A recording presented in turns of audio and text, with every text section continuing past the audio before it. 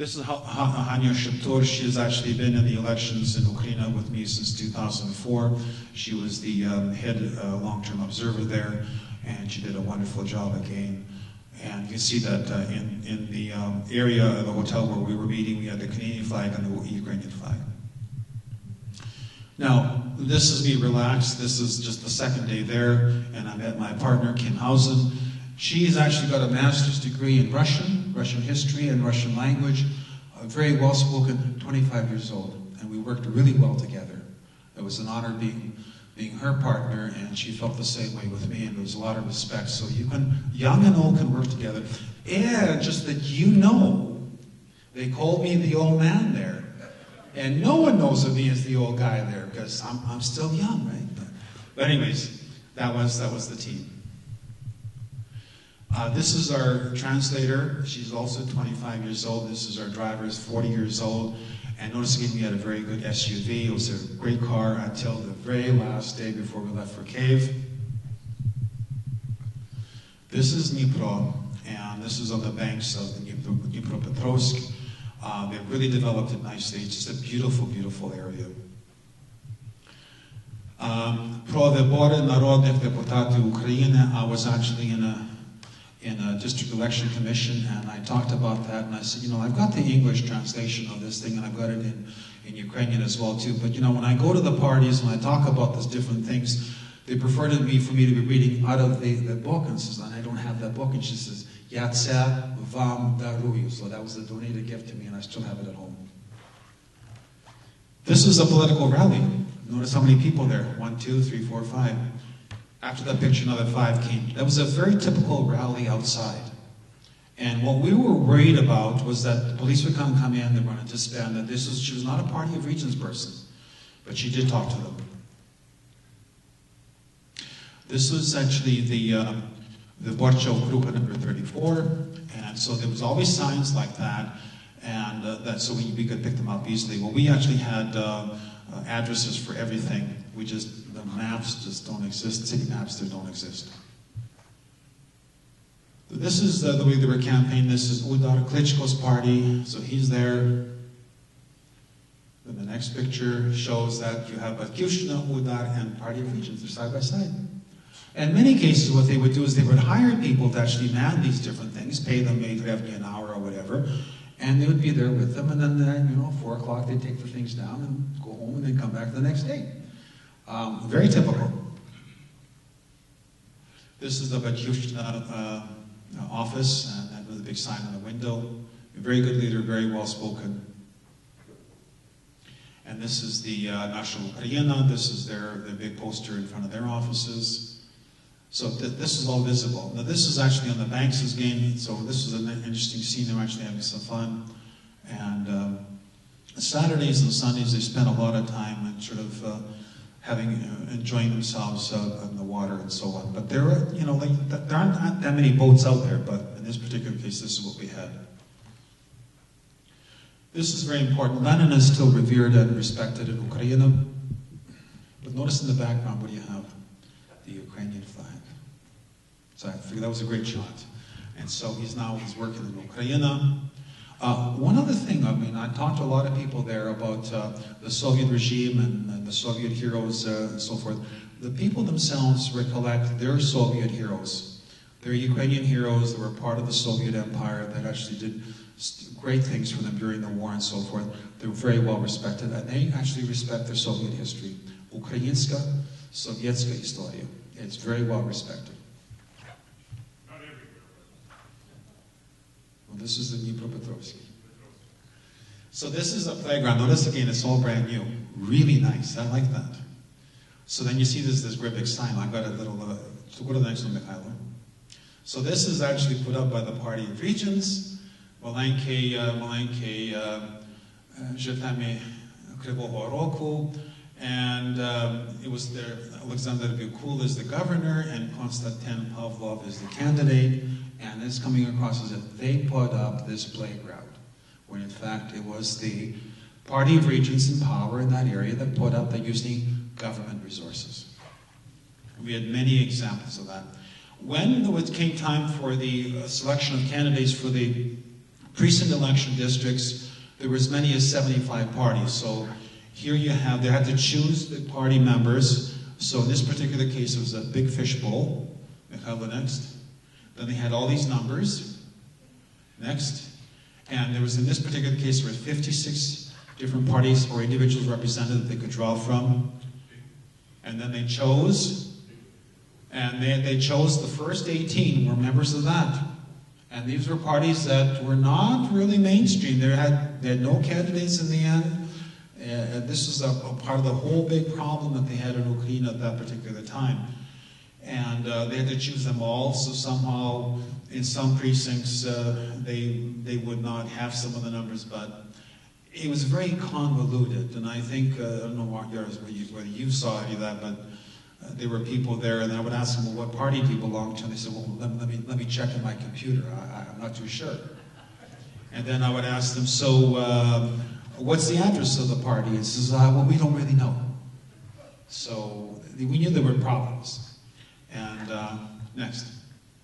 This is just another set of numbers that they had. This particular one had 62 candidates or parties represented. Now this is interesting because the box is supposed to be able to seal it nicely, and you're supposed to be able to shake up the actual numbers that are in there. Well, first of all, in this particular box, they're putting cards, papers. And it's a huge, how can you, I could barely lift that myself. They wouldn't let me, but they could barely lift it up. And so in the end, we noticed that they were putting numbers in one corner, and the other corner, and the other corner, and the other corner, and they were sort of, so they could choose which ones that they wanted that way. So then there was a Purushing at that particular meeting, and they actually took all the ballots out, and they started over again. Okay, the next. So then this is before they took all the ballots. So is that 54? Is that 51? Is that 3? Is that 23? Is that 93? We don't know what that number is. You see, they were hiding this stuff. Very careful. Now, whether she did it instantly, I'm not too sure. But that shouldn't happen that way. And there was no distinct thing that said how you had to do it, what kind of standardized box you had to use, did they have to be round balls, whatever. They didn't have any of that in there. So this is Ivan Kulichenko, who was the mayor of Dnipropetrovsk, saying this guy's a good candidate, Party of Regions. And they took this to court, and they said, well, because in Canada we would never do that kind of stuff, right? The mayor would never say, vote for this particular person because he's a good person to run. We would say that's not. So they took this to court and said, well, you know, Ivan Kulichenko could be the mayor. But you know, he's a person. So as a person, he can do this kind of stuff. So he's not doing it as the mayor, he's doing it as a person. So that was that. Same thing. Now this is Vilkul and Krupski. So Vilkul was the governor. So that was a люди, people довіряють is trust, right? Депутати від, this is Russian. Партия, the party guarantees.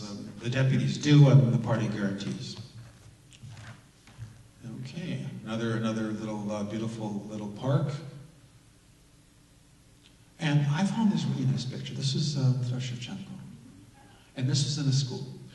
Taras Shevchenko and the schools in Ukraine, they're just loaded. They just love Taras Shevchenko. This was very nicely done, and I've never seen one like this before. And this is now in a precinct election district, so you have the chairs where the observers would be sitting, you've got the flag. Then you have the actual voters' booths. You actually go in there.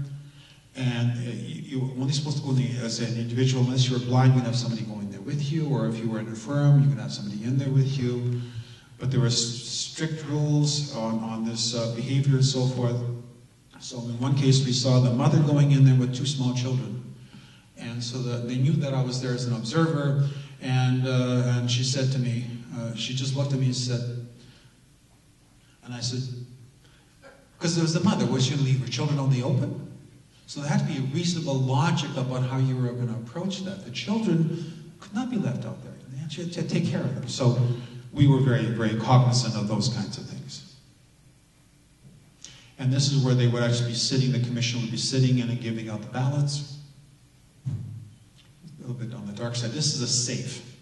And it's And that's where they would keep the actual, when they got the ballots, and when they got their lists and so forth, they had to be under lock and key. The ballots in particular had to be under lock and key, and they could only be opened on election day once they were counted. So when they received all the ballots, let's say they got 2,455 ballots, they had to count them all up, sign them all off, put them in there, seal it all up, and then they'd have 2 policemen watching it day and night until the election. But they got the ballots on Thursday, Wednesday, or Thursday, and they opened them up on Sunday. So in many cases, we also saw the policemen bring in beds, because they would be sleeping there overnight for a couple of days. Again, this is where they were sitting. Ja verju Krupskomu. I believe in Krupski. So, now, the reason why I took that one, you can see that on her head, she's wearing that white cap. Somebody threw some garbage on some stuff on there. And that wasn't very nice. No matter what party you were with, they weren't supposed to do that kind of thing. There were some actually posters and bulletins, stuff like that were blurred and so on. So I was not happy to see that. Holosuytis of Sabbath, Holosuytis of Batjuvštino. This is interesting because I was in a museum in Dnipropetrovsk on a Sunday and I went there, and in room 9, so if you go to Dnipropetrovsk, it's room 9, just tell them, take me to the museum, room 9. This is a pyramid, and this pyramid shows pictures black and white. The whole room is black and white of individuals from Dnipropetrovsk that were imprisoned, and they were accused of crimes against the state, whether they were correct or not. And what they wanted to do, they wanted to honor all these individuals that were unjustly accused. Now these people were either executed or they were sent to Siberia. They never came back. And this was going to be a temporary exhibit, and it's a permanent exhibit there. They've decided to leave it there. Next.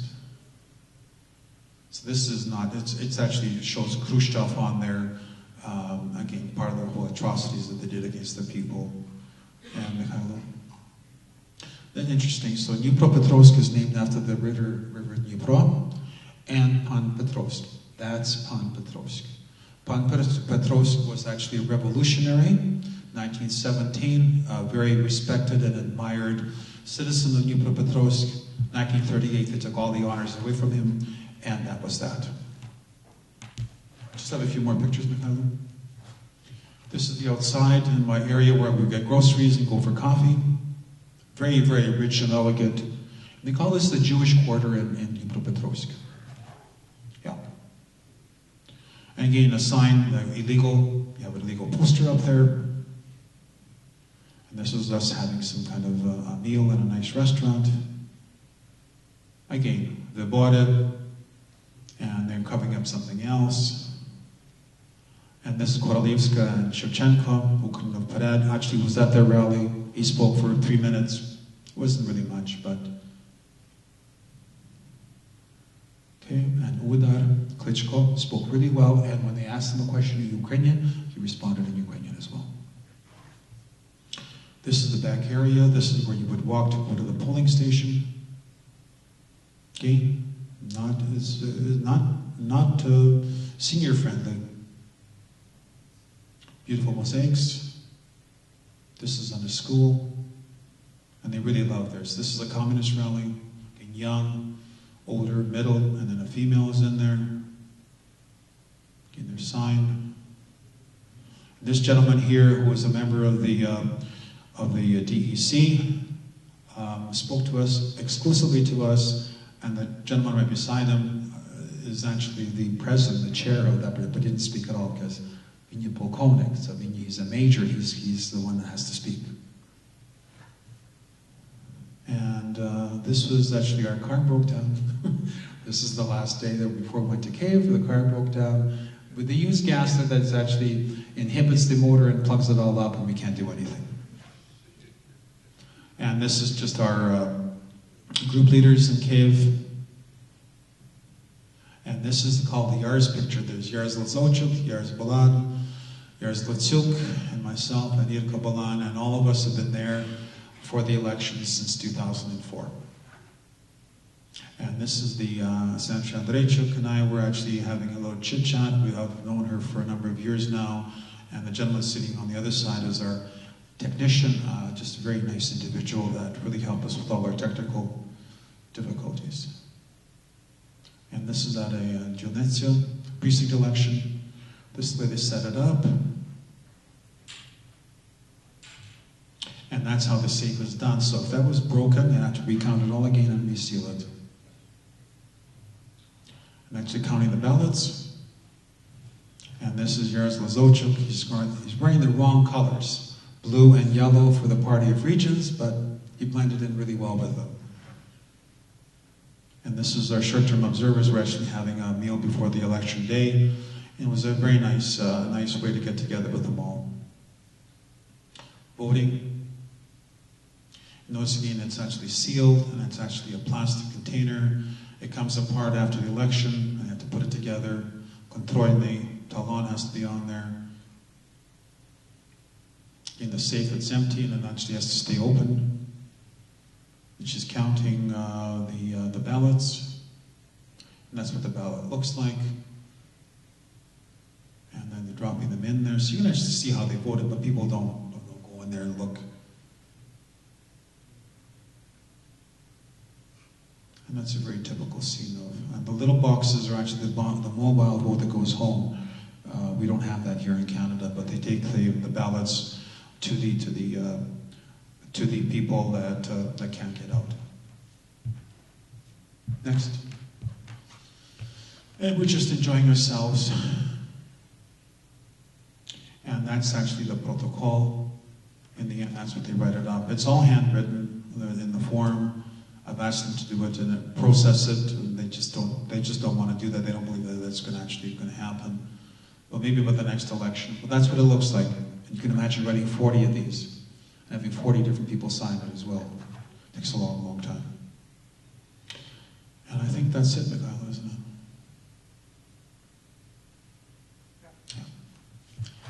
Yeah. Дякую.